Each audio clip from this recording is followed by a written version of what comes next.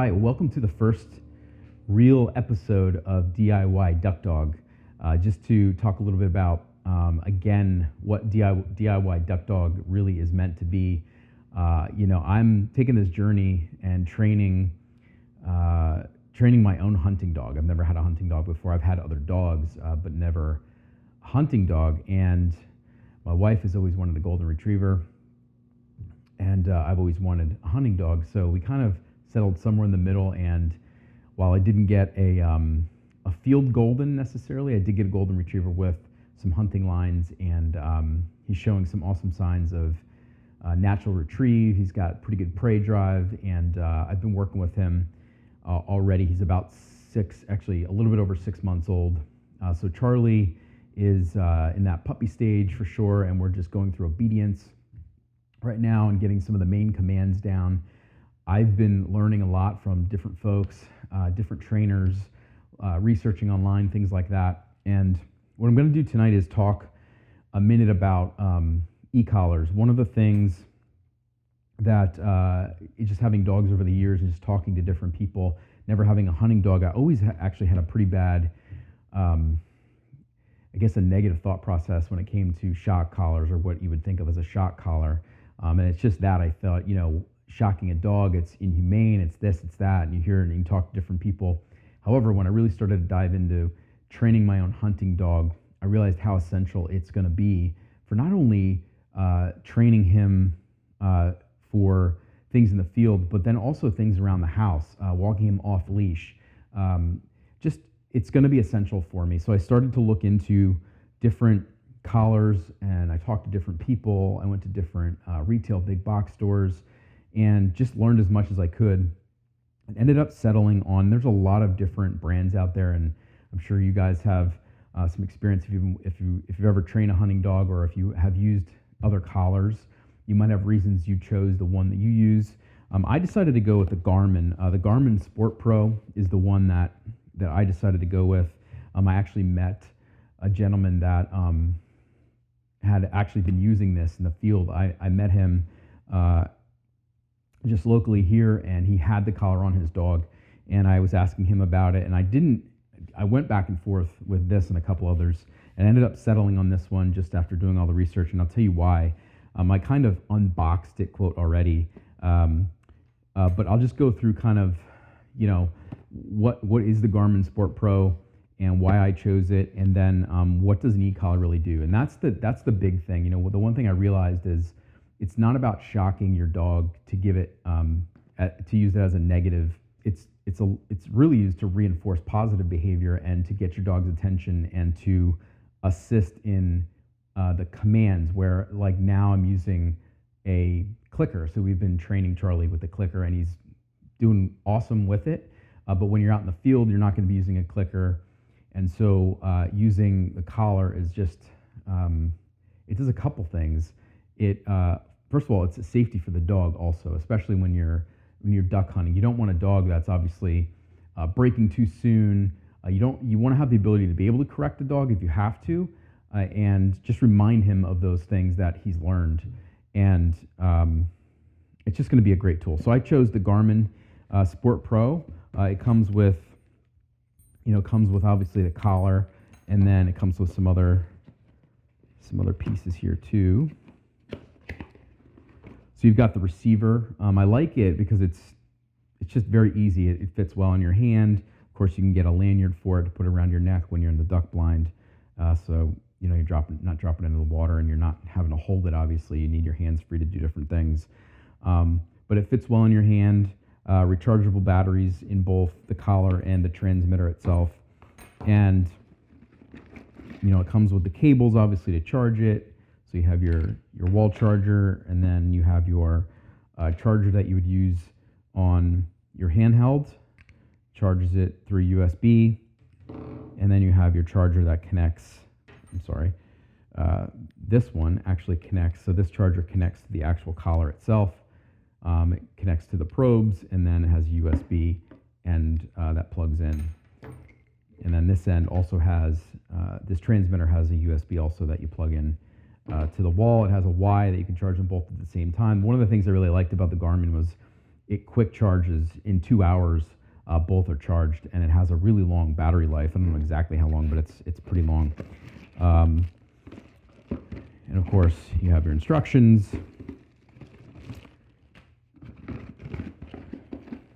And one of the other things that I really like, so with a golden retriever, they have long hair. Of course, I'll keep him groomed when we get into hunting season next year. You know, he's probably just gonna miss his first hunt this year. He'll be 1 year old in April. About 1 is probably when I would want to take him. I don't really want to take him too early. So he'll be about 9 months when hunting season, duck season is over, waterfowl is over. But one of the things that I really like about this collar too is the probes that go on the actual collar itself. There's a short version and a longer version. And because Charlie has long hair, you have to make sure the probes actually get through the hair and touch the skin, or it won't be effective. And so it gives you the longer probes to connect to the actual collar itself. The one thing that I went back and forth about was the bulkiness of the collar. I looked at a different brand and had a slimmer feel, but after talking to a lot of people and just them telling me, hey, my dog doesn't care that it feels bulky to you, but he doesn't care when he has it on. And obviously they know what they're doing. They've made a lot of collars over the years, so I ended up going with this. I like the durability. It's obviously a one size fits all, so you can see, Charlie's 6 months old. He's obviously not full grown. His neck's a little bit smaller than it's going to be when he's older, and so you can work around it. And then, to be honest with you right now, I just tuck the collar in. I haven't cut it off yet. When he gets to be full grown, I'll probably end up trimming this off so we don't have extra line.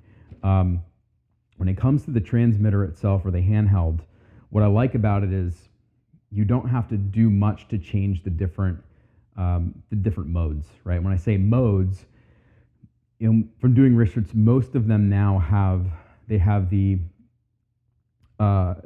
tone.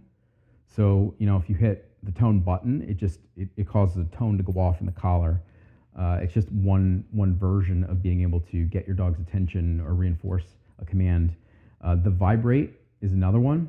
So tone, vibrate, and then stimulate is the third. And stimulate would be more of what you would call, I guess, a shock. It's not necessarily a shock. It's just a different type of vibration that the dog feels. You can increase it. So they have a dial on the side of the handheld, and you can increase it. This one goes up to 10, so it has 10 different settings. So depending on your dog, some dogs respond at a 1 or 2, and some dogs you need an 8 or 10. So I don't know that yet, but at least you have the ability to go from 1 to 10 till they respond to the stimulation. If I decide, to use, to be honest with you, I'm hoping that tone and vibration will be enough. If we have to use, the stim, then I'll use it. Of course, I have it, and we'll use it. And going back to that point too, it is about safety of the dog too. If you're out there with 2-3 other hunters, you have a blind full of hunters. You don't want the dog in harm's way. You don't want your dog in front of the other guns. A lot of times when birds come in, you might have a flock that comes in. You shoot a couple, they fly off. Another flock comes in.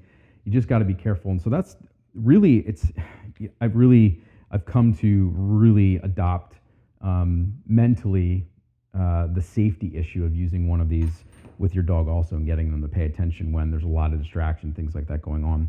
This also has the ability to control 3 different dogs. So if I had more than one dog, you could have 3 of these collars, and each one would be programmed to a different setting. So you would just flip it to the one dog that you need, that you're looking to communicate with, and then you would be able to use it per dog for 3 dogs, which is nice. If you have multiple dogs, a lot of guys do have multiples. I don't, but who knows? Maybe eventually.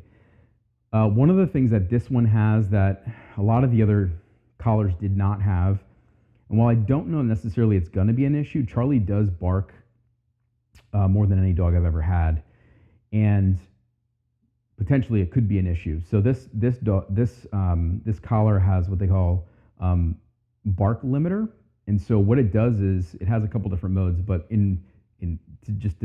talking in general, the bark limiter, if you put the collar on the dog, it actually has the ability to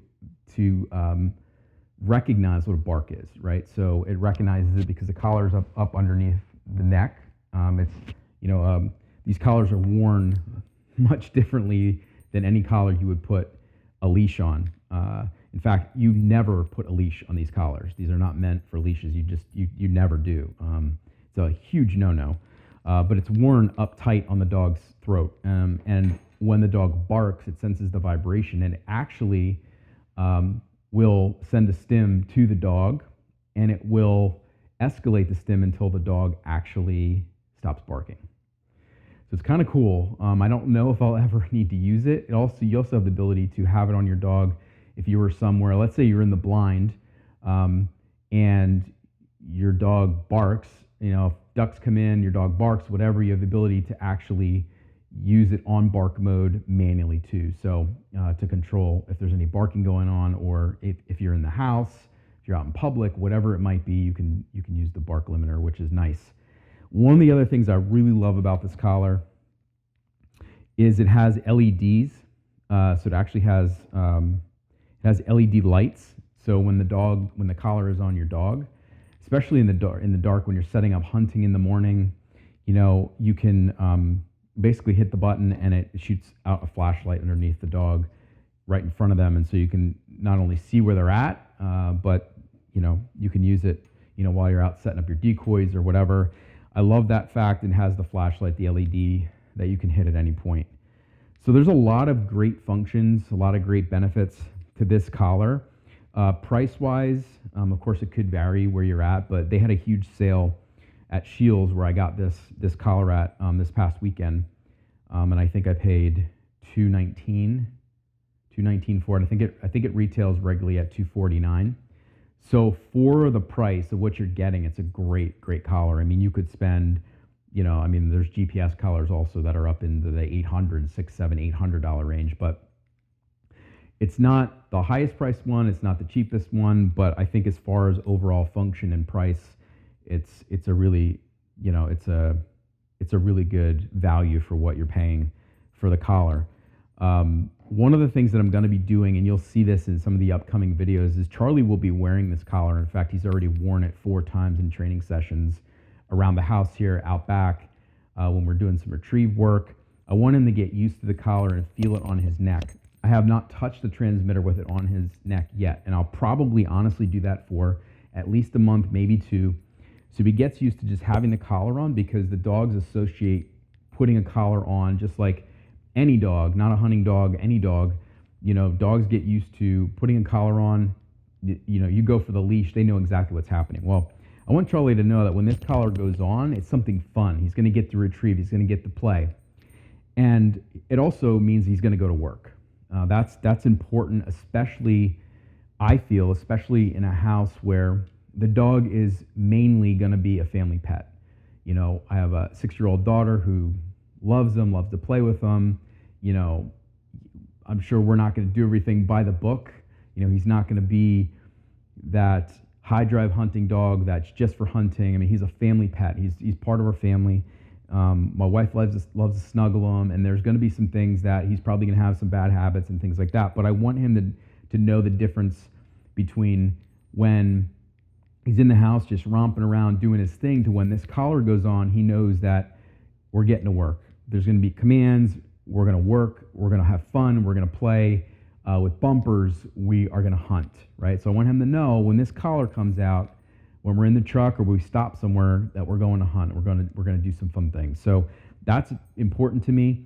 I'll start to incorporate the tone and the vibrate slowly as we start to work with them, and we'll just see how it goes. We'll see how it goes. The purpose of creating this series was just to kind of take you along on the journey. If you're a dog trainer or if you have ever trained a dog, you're definitely going to see things that you go, why would he do that? Or he should do that. Definitely feel free to send me messages. Send me, if you have experience, send me your feedback. There could be something that I'm doing a little bit different than maybe you did and you had huge success with it. I'm open to those types of things too. And if you've never trained a dog, but you've always wanted to have a hunting dog, hopefully this will give you the confidence that you can do it. It's going to take work, but you don't necessarily need to send your dog away for 6 months to go to a trainer. Not that there's anything wrong with that, but I like the challenge, and I've accepted the challenge to training Charlie, and I'm excited to see where we can get in the next year to be out on that first duck hunt, and Charlie, retrieves his first duck. And I hope we can get there. I'm going to do the best I can for him. We're also a part of a retriever club here in North Texas, where I'm going to get some additional help and training and support, and other people around that have trained dogs. So just going to lean on people around me, do the best I can, bring it to you guys. Please subscribe so that you can see all the upcoming videos. It's in a new playlist called DIY Duck Dog. Share it with anybody you think might benefit from this. And I hope you guys have a great rest of your week. Take care.